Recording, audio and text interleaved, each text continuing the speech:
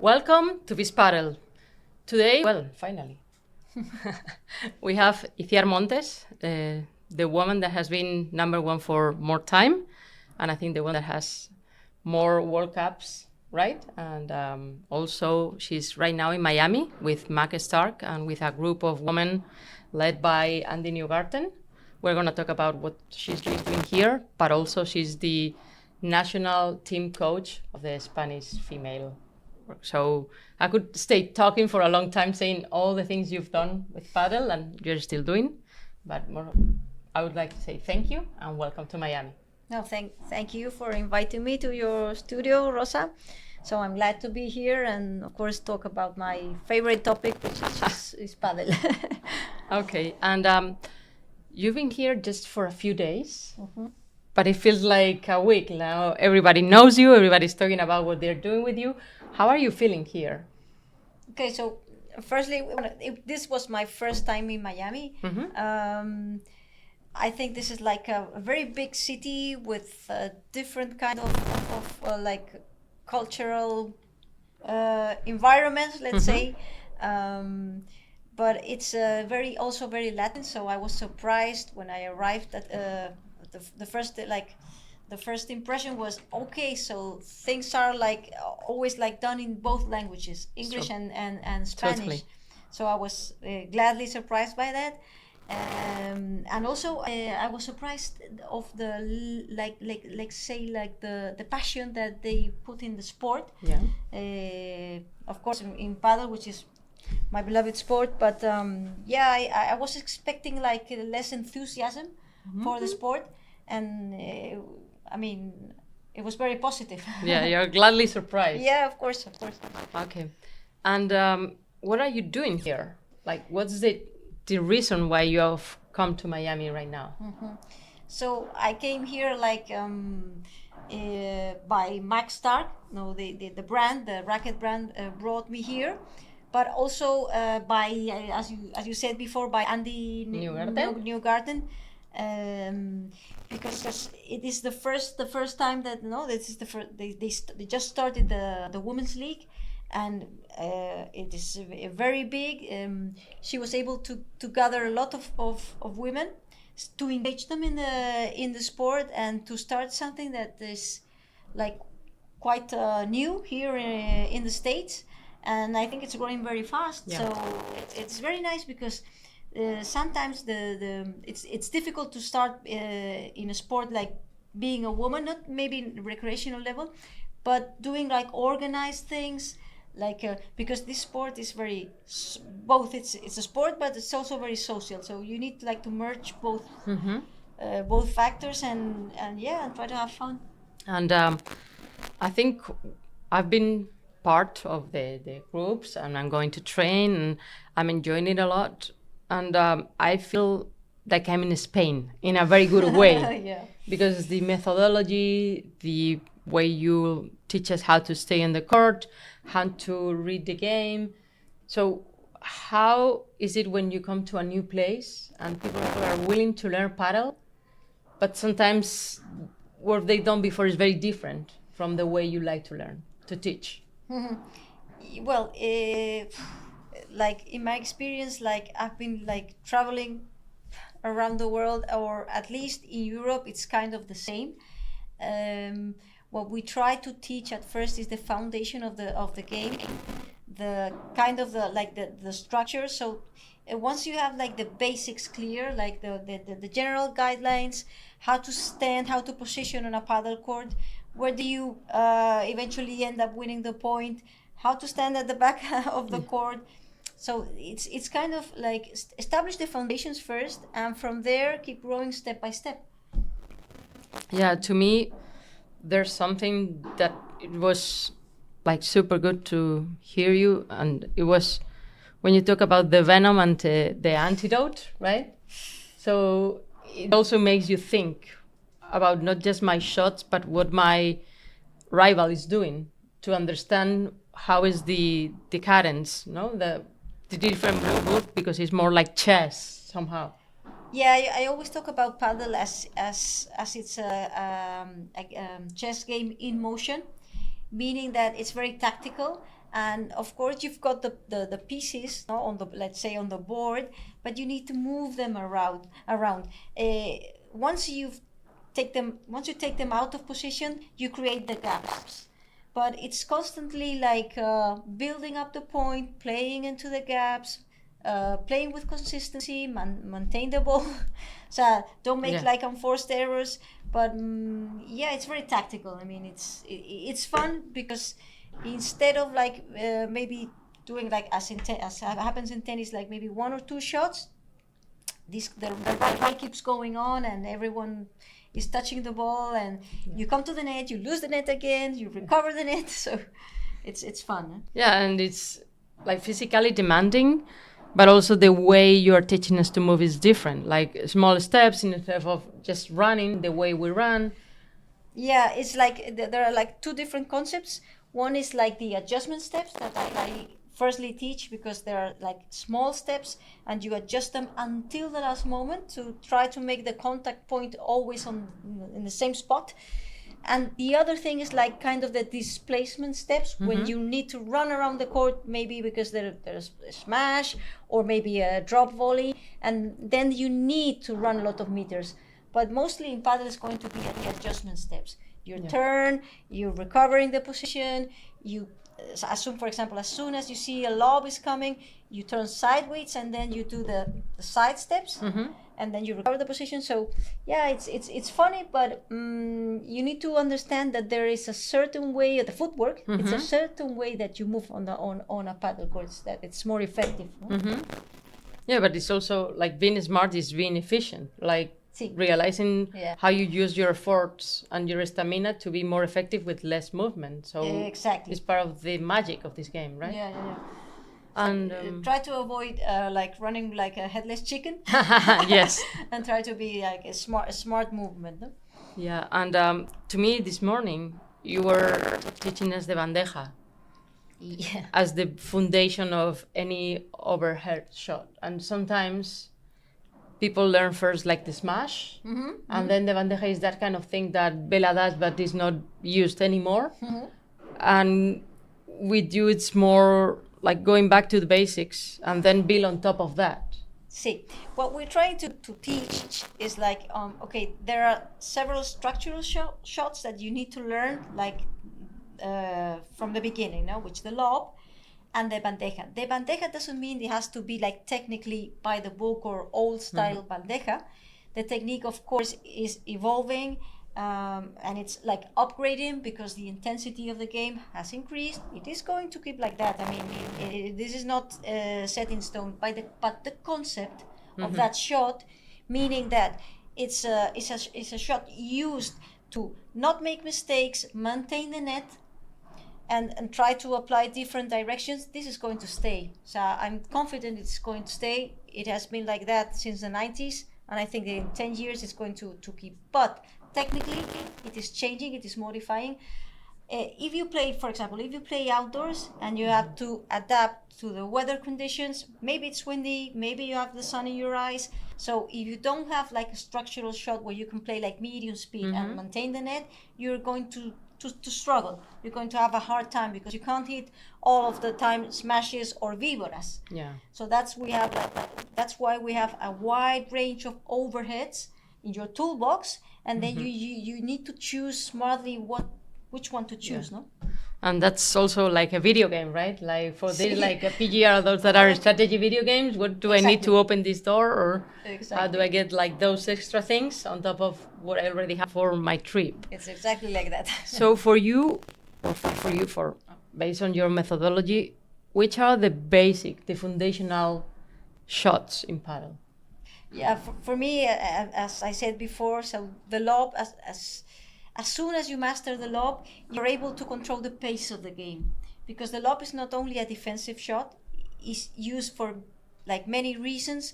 One of them is tiring the opponent, trying to get them like to move backwards, so then you create a gap at the net, and sometimes you change the directions of the lob. Of course, you have the high lob and then you have the fast lob, depending on the situation on the court. But sometimes you need to like buy time because you are out of position and you need to recover the position. So So Padel is a game where we cover a 10-meter wide space by two people. So if we only play like in 2D, only low balls, it's going to be very hard to do a passing shot. You're going to eventually make a mistake. So that's why you need to play like in 3D. Yeah. So like the 3 axes, because X, Y, and Z. this is a box. So after the bounce, the ball is coming again inside the court. It's going to have a rebound, or they can post it against the back glass. So there are many chances to recover that ball. So it's important to use the lob, and also it's important to change the mindset of the tennis player, where the point finishes in 1-2 shots. That for me is essential, because I see many tennis players like trying to convert into Padelish style of playing, and that's the first thing that I try to transmit to them is, okay, so you need to be a little bit more patient. Don't rush to the net. Don't try to finish the point in 1-2 shots. Keep the point alive. Build it up. I use the word cooking. Yeah. So sometimes it takes more time. Exactly. Sometimes you're going to finish the point in maybe 3 shots, 1 shot, whatever. But if you take like 12 shots and you eventually win the point, it's the same. The score is going to be on your side. So so we have the bandeja, we have the lob, which are also your basics. Those are the specifics, right? Those that make different from any other I call sport. them structural shots, because also they are like typically like for the paddle sport, maybe not used in the rest of the racket sports, at least not so much. But then of course there's like many shots. We have different tools in paddle. We need to master the bajada from the back of the court, of course the chiquita. You need to master the glass. Yeah. So to anticipate the positions and because the glass is predictable, but at first you need to automate certain patterns. You need to enhance your reading skills, because your reading skills is going to give you a lot of time to position on the court, know where your home base position is at the back of the court, also at the net. Maybe it's different depending on your physicality. So you may stand closer to the net or a little bit further back. Doesn't matter. As soon as you cover your box, your territory, you need to cover the angles.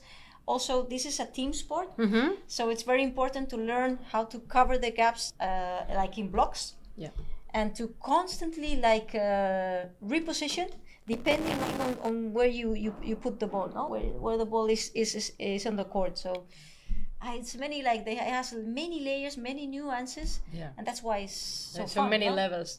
To me, also one of the things that I don't see here very often is to understand this is a team game, that you play in couples, like it or not, and sometimes it's not that understood. So I'm gonna get a little personal, but I usually train with your brother, Chema. I wish he was here. He was supposed to come at some point. He will, but you were farther and faster than him. And when I tell him I want to play on the left, he tells me that I need to learn both sides. So every day, one day I play on the left, one day I play on the right, because he wants me to learn everything and then decide. And when I start complaining, the answer is always, yes, but mi hermana, but my sister did both. So you've been number 1 in the world in both sides, and that's exceptional. So you really know what a like backhand or like drive player does. What's the difference? Well, the perspective of the game is completely different, playing on the right and playing on the left. And the important thing is not to get, not the important thing, but for a recreational player, for a social player, it's good that they learn to play on both sides, even though you're going to feel more comfortable or you are going to prefer one of the sides. But it's good that you don't get labeled. It's going to open your possibilities of playing with different partners, and also you're going to understand the perspective of the game from both sides, so you're going to understand more your partner. To know what's difficult, like that ball there, so I need to help here. The movements on the left and on the right are completely different. So for example, how do you charge one leg, the other leg? So the rotation of the body for example, on the left, you probably are going to, in the double rebound, turn most of the time to recover that ball with your forehand. Maybe on the right, you're going to open and turn, depending on the situation. So, because in the end, the most important thing is like for me, when you play on the right, the perspective of the court is on your left.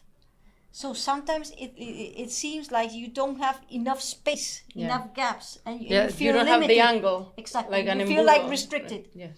And on the left, it seems like it opens. You have like a wider space, which is not true, and it is true. So that is why we use so much the phrase "it depends." But because the important thing is your feeling, your sensation. No, so you need to play on both sides to experience it. And to understand that. And also one thing is, let's say, like, you were super effective, but not that aggressive. At least that's what it looked like. See? So you were very smart with your, let's say, venom, with your poison, right? Like the same, when I wanted to learn, Chema, I want to smash. No, I need to learn that. Because people do that. And no, first you need to learn how to run when they smash you. So people first have a good love, so they cannot smash you that easily, then run, and then I will teach you that. And then when I came back, you were like, no, but my sister didn't need to, come on, your sister, now your sister is here. So how do you teach people to understand that there's no need to be that aggressive to win, or to understand how the overheads could be maybe not that highlight style, but very like a balance between the effectiveness and how secure you are?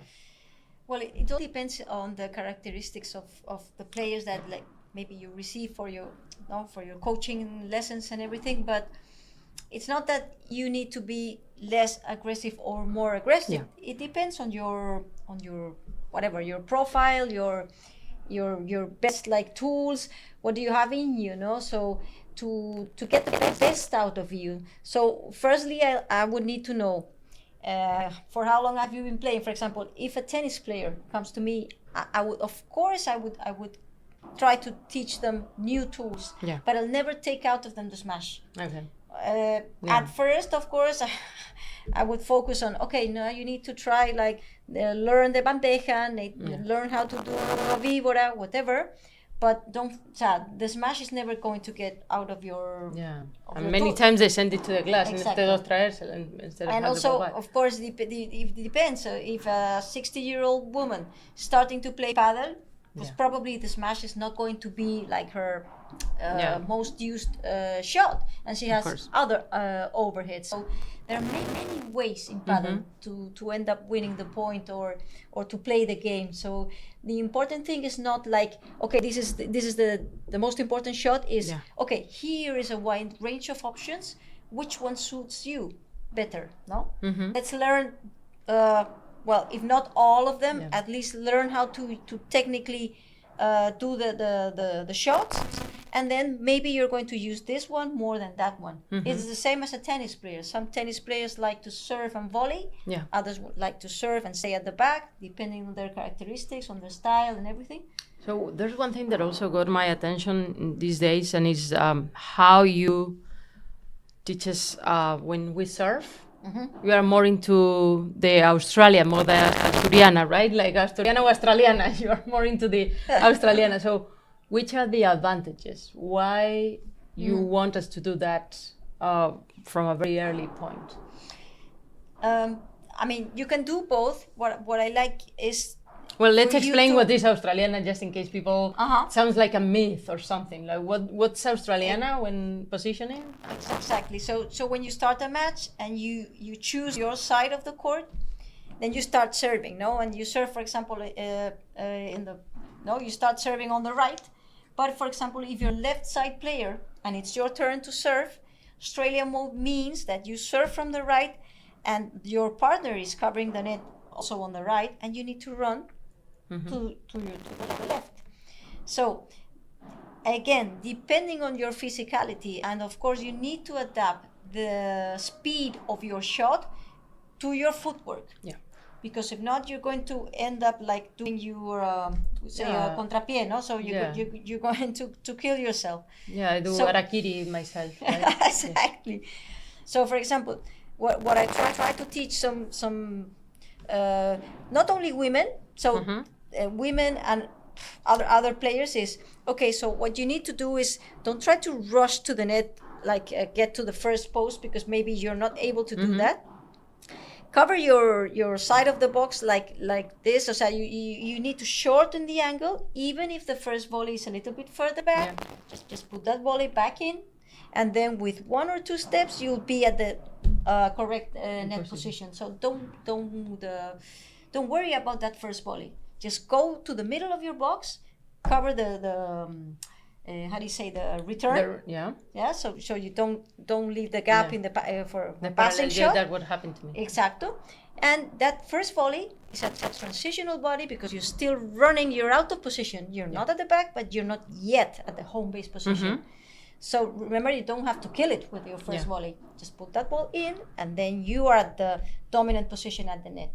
Okay. So you keep the position. You take the advantage of already being there.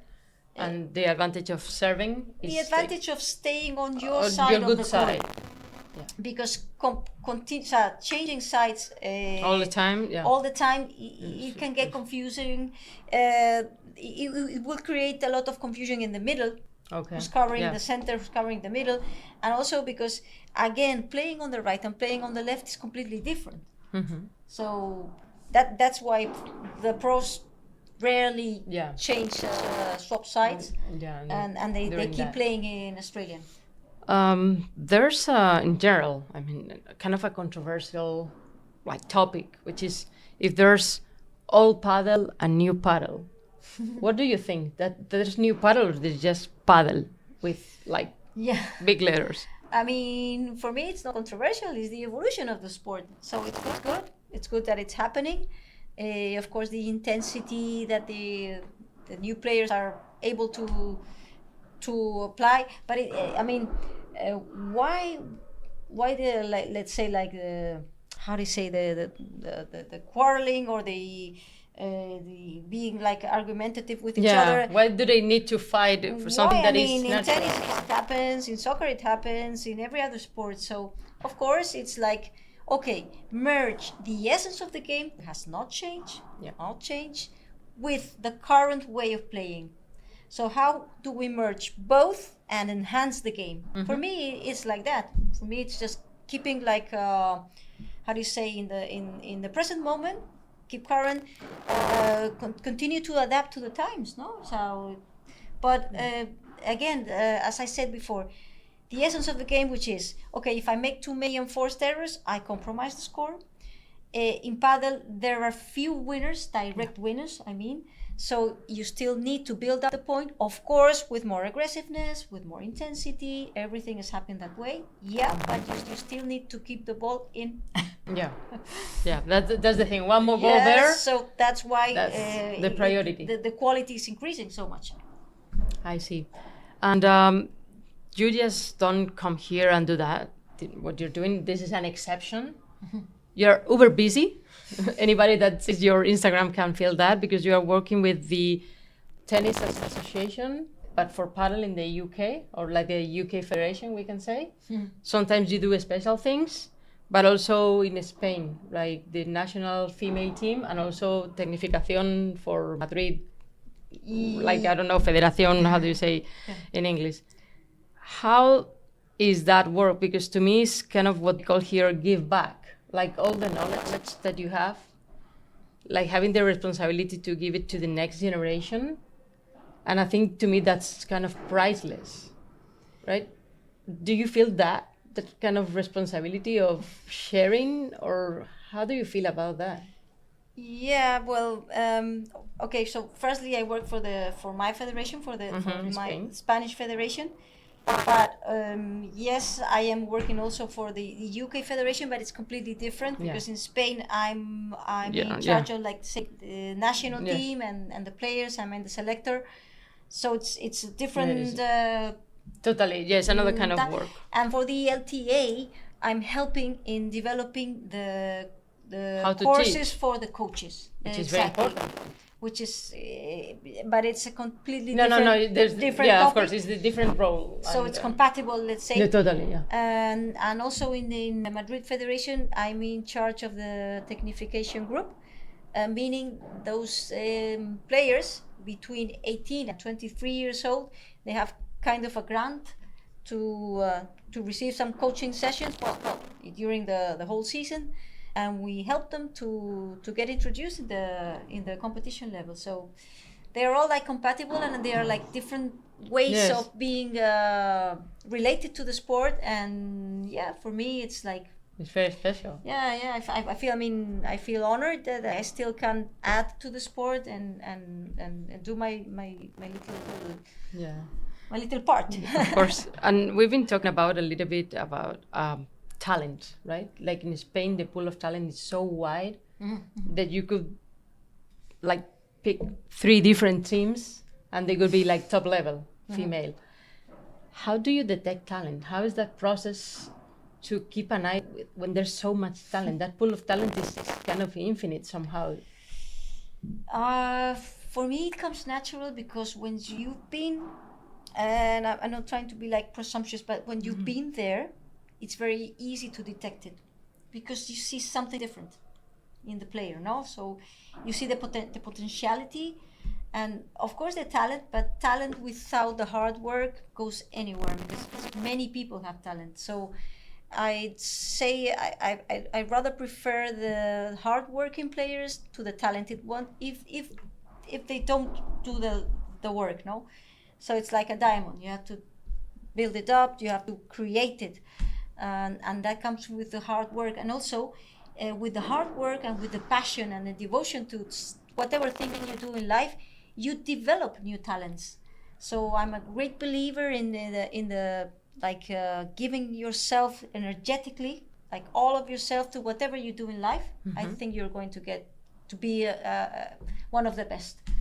Yeah, at least you're going to be At least you're going to be the best you can. Yes. Which is like the main purpose, no? Yeah, that's is very deep, and to me is very important. Is the way I try to approach what I do and everything is at least try to, with my capabilities, take it to the max and try to go just competing with myself. Exactly. But trying to like give back somehow also to show what I have, and it's kind of a responsibility. And going back to what's going on here, you have the World Cup, you have the European. How do you see the female level in the world, paddle level? Well, it's expanding globally, so it's growing like very fast. I think that most of the countries are not going to take as long as we took, because let's say like the way is already it's done. It's like the first time that you try to reach to the peak of the Everest is the hardest. Once you achieve it, you create like new paths and new ways of getting to the peak. So I think that people are going to get better and better, and I'm talking not only here in the US, but in most European countries, because they are investing a lot, because they are working hard, because they are receiving all of what we Argentinians, Spaniards, and like the foundation of the sport, but they are going also to add their new their new nuances and their new creativity. So they are going to improve, to enhance the game.